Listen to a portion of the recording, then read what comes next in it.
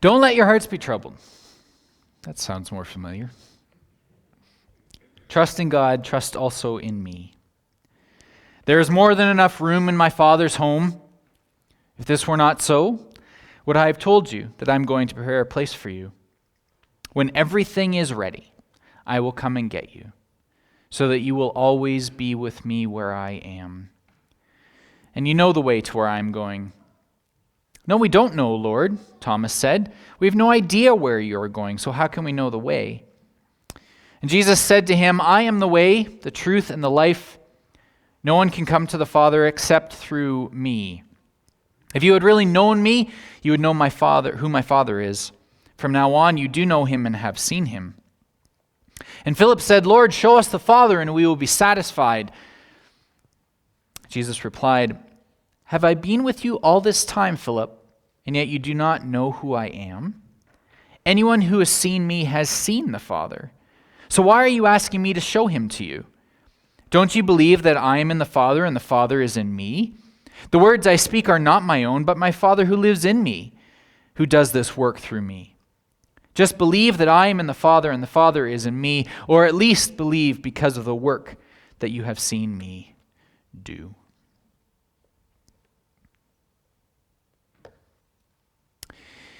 You'll remember this morning as we begin that the messianic titles that we've been studying from Isaiah 9:6 have less to do with what the Messiah would do and more to do with who the Messiah would be. And our purpose in studying these four names is to help us build a fuller and better picture of who the Messiah is, of who Jesus is. But in the case of the title of Everlasting Father,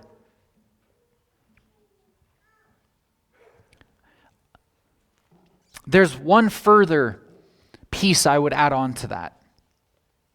That this title given to Jesus doesn't simply characterize who he would be, his character, his nature, or what he would do. But it speaks specifically to how he would relate to each of us, to you and to me. It reflects his attitude toward us. And so as we journey through this word this morning, this title, I would encourage you to keep that at the forefront of your mind, that Jesus is everlasting Father for you.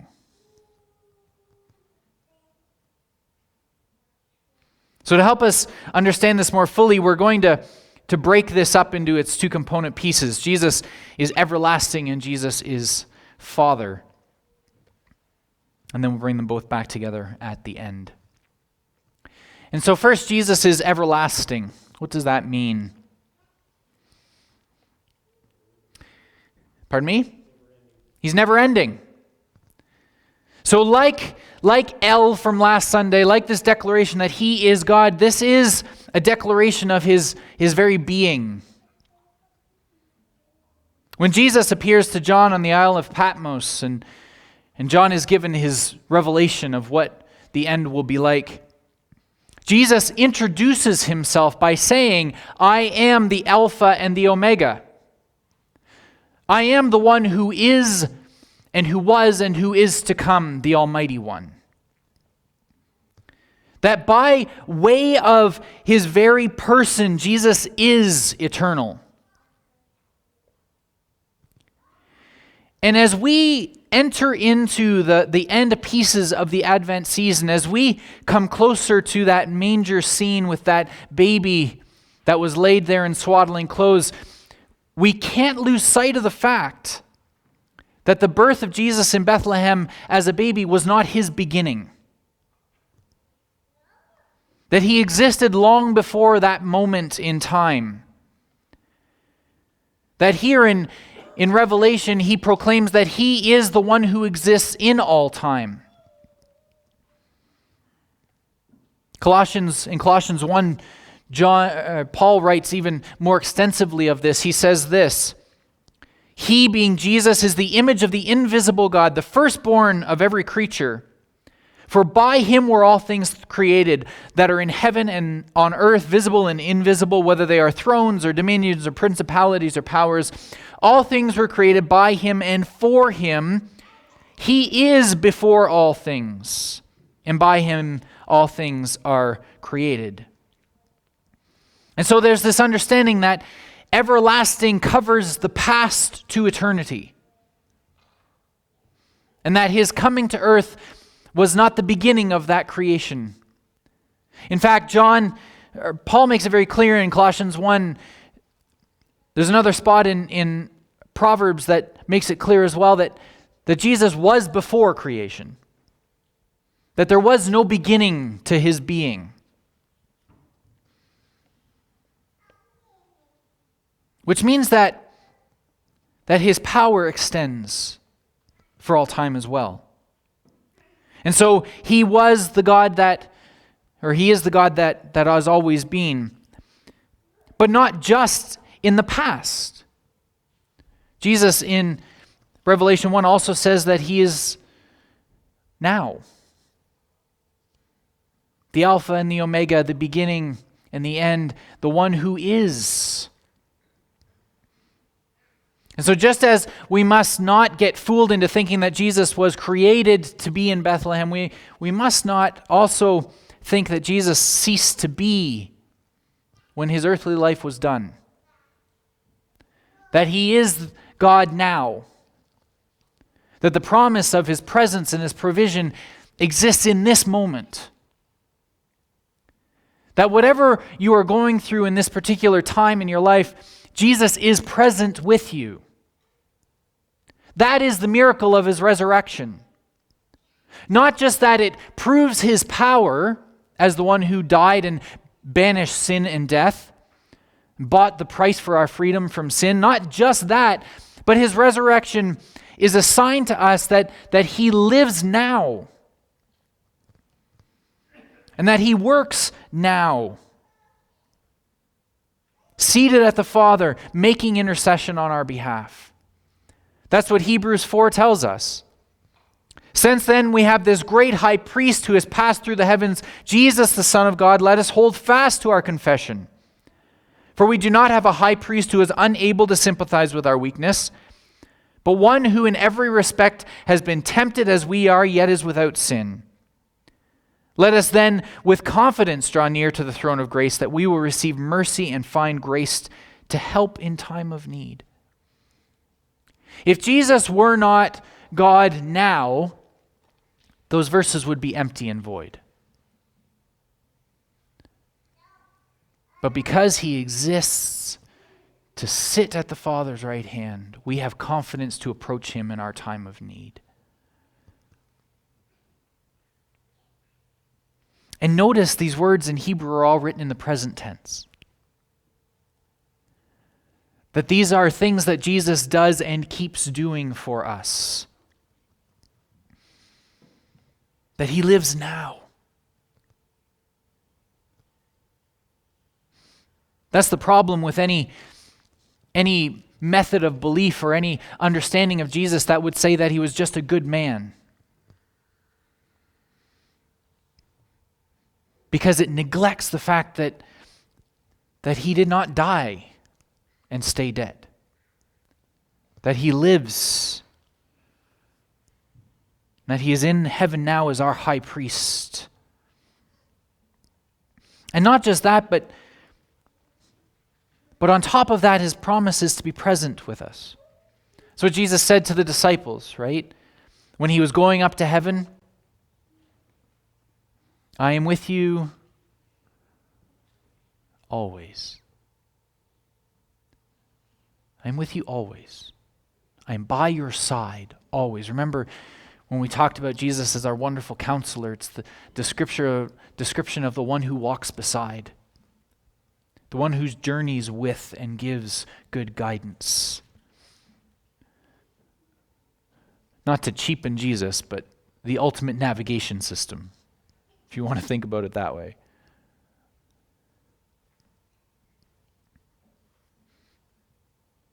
Finally, not only is Jesus from all times past and remains in the here and now, but he will always be. Isaiah promises that of his government there will be no end. That there is no moment in the future in which Jesus will cease to be. Charles Spurgeon put it this way: "For when death has taken you, as with a flood, and all the men of your generation have fallen like grass beneath the mower's scythe, Jesus shall live. And you, caught up in heaven, shall find him there bearing the dew of his youth. And when the sun's burning eye shall dim with age, and the lamps of heaven will be paled into eternal midnight, when all this world shall melt as the winter's ice melts at the approach of spring, then you will find the Lord Jesus, still remaining, the perennial spring of joy and life and glory to his people." There is no moment where he will cease to be, just as there is no moment where he has not been. When I picture this sense of eternity that is captured, I have this sense of immensity, this sense of hugeness. I mean, the scriptures make it very clear. The psalmist ruminates a couple of times on how the vastness of God cannot be contained by the entirety of the heavens. And yet there's something about this statement from Jesus in Revelation 1 that if there's a beginning, he is it. And if there is an end, he is it. That the immensity of anything you can imagine is caught up in the person of Christ. And so practically speaking, whatever you are going through, wherever you are at in life, that immensity is with you and for you. That immensity is walking beside you. And that should help us see with some perspective the power of the God we worship and his ability to care for us in whatever circumstance we walk through.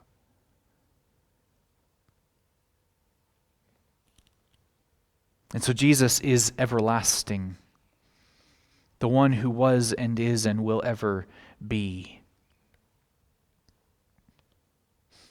I got thinking about the hymn,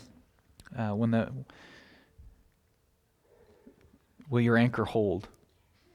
When I was growing up, my favorite hymn of all time, don't know why. Just because it was kind of, I don't know, the imagery in it is very, very powerful.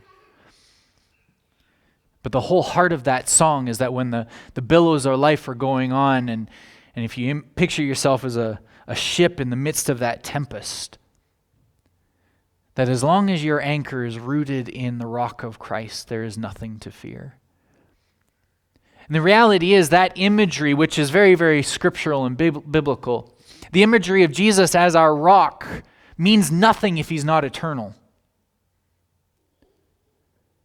That it is his eternality, it is the fact that he doesn't change and will always be, that makes him as our rock meaningful in any way, shape, or form. Of course, the question is, are you rooted in the rock? Are you resting in his eternal strength? Is he the bedrock of your life? Because he is everlasting. And he is Father. There are several things that come out of this. The first is just to clarify, Isaiah is not having a Trinity identity crisis when he says this. He is not saying in any way, shape, or form that there's some confusion between God the Father and God the Son. That's not what he's saying. He's saying that there is something in Jesus that makes him like a father. It's a bit metaphoric. And we know that because of the way the Hebrew nation used the term father. There's a couple of things for us to unpack here. First, the Hebrews used the word to mean that that you were the possessor of something. So in Eastern cultures, there's this history of saying that someone is the father of a quality, if that quality is sort of known to be part of who that person is. So to this day, if someone is said to be the father of wisdom, it means that he is a possessor of wisdom, that it is part of his character and nature, in the same way that they might say that someone is the father of folly. That folly is part of their makeup. It's used simply to talk about the predominant quality of a person. And that quality is ascribed to them, it's given to them, it's placed upon them as if it were their child and they were the father of it. And the phrase that Isaiah uses here, if we translate it literally from the Hebrew, actually means father of eternity. Possessor of eternity. Meaning that while the Messiah was going to be coming as a child, that he would be born to us, that in essence, he is actually the possessor of all time and eternity. That he is the architect of the ages and the creator of all things. Again, Paul in Colossians 1 makes that clear to us. Through him and for him all things were created, including time. Including the very constructs of time and space that we live in as humans.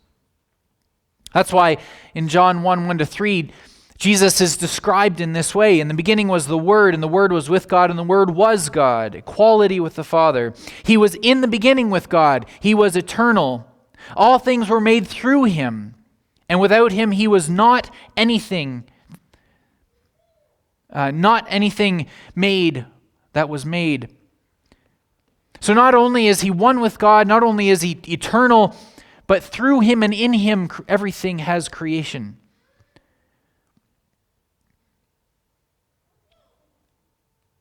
So there is this very real sense where he is the possessor of all things, including time itself. This title proclaims that in some sense he is the parent of eternity. That out of him comes all that there is. The source of it.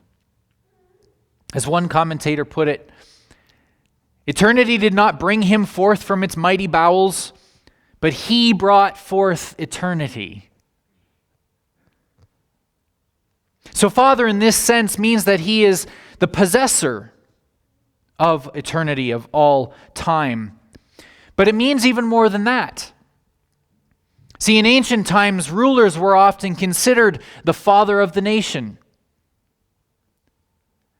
You'll remember maybe that all through their history, the Israelite nation refers to Abraham as their father. In fact, that's what the Jews do in John 8:39 when they're arguing with Jesus. They claim that. The Jews that Jesus is speaking with answer to him, Abraham is our father. They're not saying that from a biological perspective. They're saying it in that he was the creator. He was the source of their nation. And the Israelites clung to this identifier. It was who they were as a nation, but it was also who they clung to for their spiritual identity. See, they rooted their presence in front of God, their acceptance by God on the fact that Abraham was their father.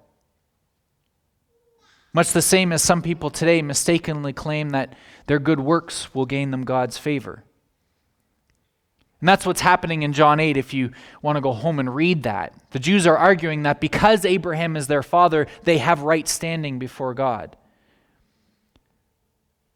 And of course, they're mistaken in that sense. Because Jesus says to them, if Abraham was really your father, you would do as he did, in that he worshiped God, in that he lived his life solely for God, and that his faith in God was secure. And so in comparison to this imagery of Abraham as father, we have Jesus. We have Jesus, who is the true father of God's kingdom nation. He is the true one who would give birth to those who would follow after him. And so instead of having our standing in God's sight based on our connection with Abraham, instead we have our standing before God defined by our connection with Jesus. That in him we are a nation. And that's what 1 Peter 2:9 says, right? But you are a chosen race, a royal priesthood, a holy nation, a people for his own possession, that you may proclaim the excellencies of him who called you out of darkness into his marvelous light.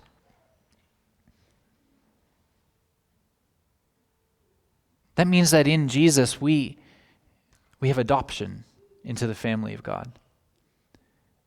We have a place to belong. So not only do we have the immensity of Jesus walking with us and watching over us through life, but we have belonging in him. A holy nation, citizens in his kingdom.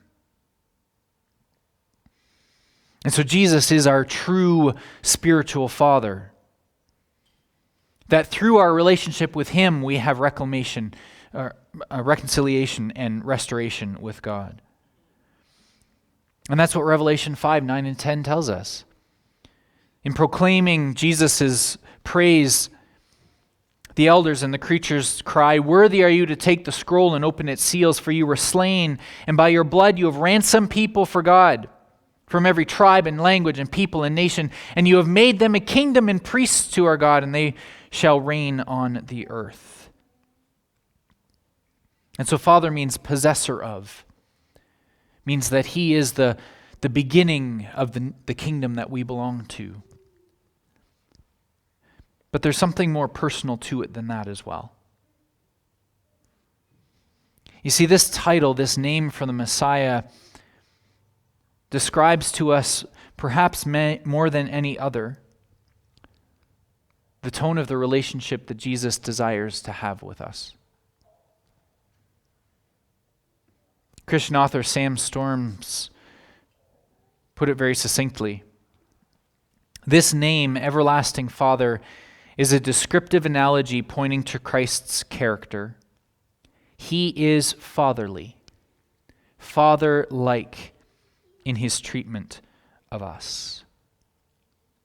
So this goes beyond his role. It goes beyond even his nature and describes to us how he wants to interact with us. It describes to us his attitude toward us and how he would feel about you and me, as a father feels for a child.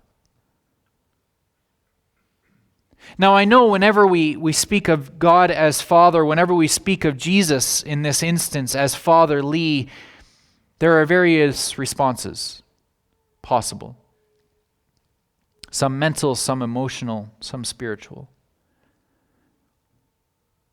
For some people, relationship with dad is not a positive one. Some are distant or absent, even hostile. Some of us, when we think of the term father, would bring up images we would actually rather forget. Others never knew their fathers. They were either adopted or the father left. And for others, the imagery of fatherhood is one of abuse and neglect. And what this title captures for us, what this name for the Messiah captures for us, is Jesus' desire to be everything for us that the term father could ever possibly entail. That his desire is to be for us the perfect image of fatherhood. Which means that he is compassionate towards us. Which means that he is protective of us. Which means that he provides for us. but it also means He will never leave us or forsake us. He will never abandon you. He will never leave you alone in the storms of life. I'm often comforted by this verse from Matthew 9:36. When Jesus saw the crowds, He had compassion on them, for they were harassed and helpless like sheep without a shepherd. That His heart was moved to breaking. And when He looks at us, He feels the same way.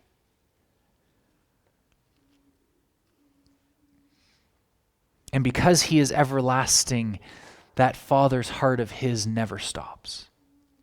It never falters or fails. It doesn't matter what you do, He still sees you as His child. He still sees you with that compassionate heart of love, regardless of what's going on in your life. And so Jesus is the everlasting Father.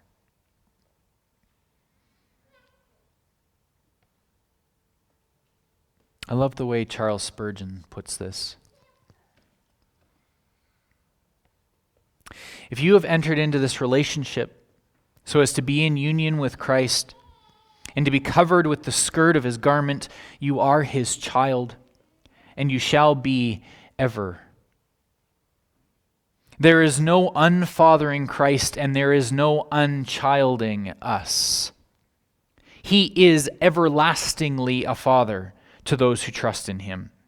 And He never does at any one moment cease to be Father to any one of these.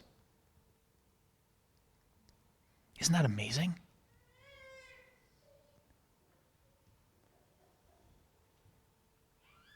My friends, we are 12 days till Christmas. Under the best of circumstances, those final days can be filled with stress, let alone this time of year, let alone this year. And while the stress for most of us has to do with gift buying and meal planning and how to keep kids occupied through a Christmas break that will look like no other,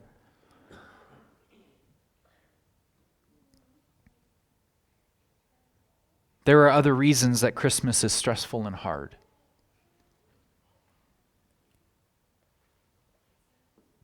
Christmas without a loved one, for the first time or the 10th time or the 50th time.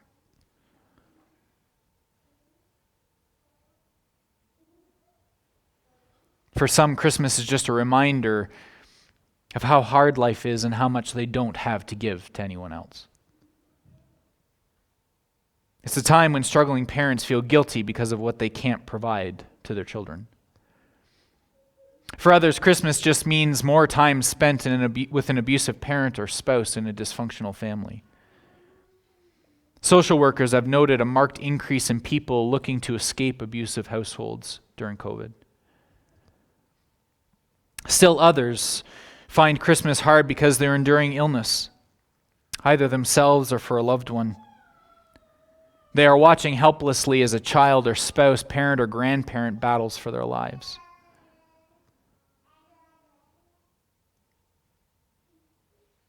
And in the midst of all of those circumstances, Christmas can just make it seem worse.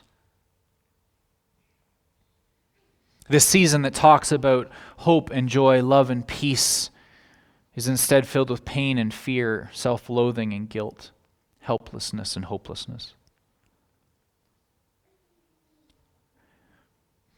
But all of those reasons, my friend, are more than reason to remember that Jesus came to be everlasting Father. He came to be the one to care for us, and that care never ends. And His immensity, the fact that He holds eternity literally in the palm of His hand, gives us hope to trust Him. But more than that, it gives us the responsibility, my friends, to be the bearers of that hope to those that are struggling. Maybe you're not struggling at Christmas time, but someone you know is.